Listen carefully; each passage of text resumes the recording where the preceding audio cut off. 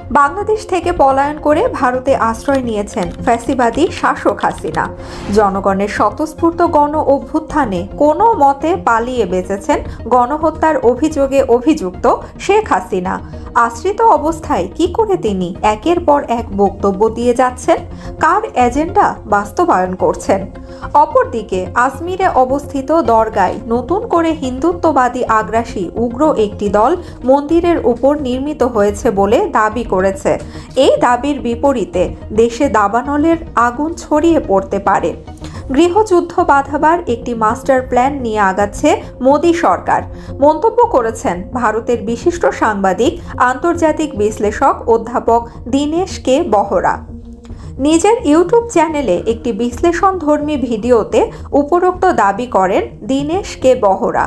শেখ হাসিনা সম্পর্কে মন্তব্য করতে গিয়ে তিনি বলেন, এই স্বৈরশাসক গত প্রায় 17 বছর ভারতের একনিষ্ঠ বন্ধু হিসেবে সার্ভিস দিয়েছে এবং এর পরিবর্তে ভারত তাকে অবাধ দুর্নীতি, ভোট চুরি, অন্যায় অবিচারের ফ্রি পাস দিয়ে রেখেছিল।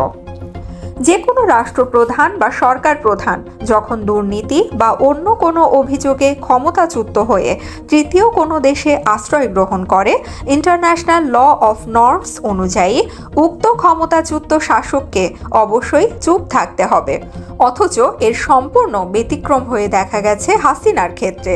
ভারত তার নিজস্ব এজেন্ডা, সর্বোপরি বিজেপি তাদের এজেন্ডা পুশ করানোর মুখপাত্র হিসেবে তাকে ব্যবহার করছে। বাংলাদেশের সম্পূর্ণ ইন্টেলিজেন্স ব্যর্থতার কারণে ভারতের শক্ত খুঁটি ভেঙে গিয়েছে, ঠিক যেমন ইন্টেলিজেন্স ফেলিওরের কারণে আফগানিস্তান থেকেও পালিয়ে আসতে হয়েছিল ভারতীয়দের। এই অসহনীয় ব্যর্থতা ঢাকতে উঠে পড়ে লেগেছে মোদী সরকার, আর তাদের বিশ্বস্ত হাসিনাকে ব্যবহার করছে মাউথপিস হিসেবে।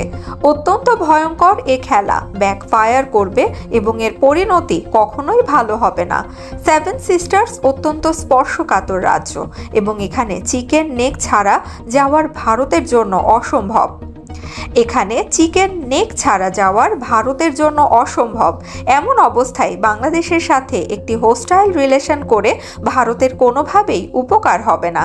যেখানে বাংলাদেশের জনগণ শেখ হাসিনাকে উৎখাত করেছে এবং তিনি অল্পের জন্য জীবন রক্ষা করে ভারতে পালিয়ে আশ্রয় নিয়েছেন, সেখানে তাকে দিয়ে নতুন করে খেলাধুলা করানোর যে কূটকৌশল বিজেপি তথা মোদী সরকার অবলম্বনের চেষ্টা করছে, তা ভারতের জন্য আত্মঘাতী হবে।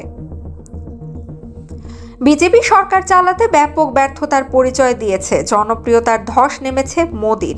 এমতো অবস্থায় পুরো বিভিন্ন দেশের ইন্ডেক্সে ভারত রয়েছে তলানিতে।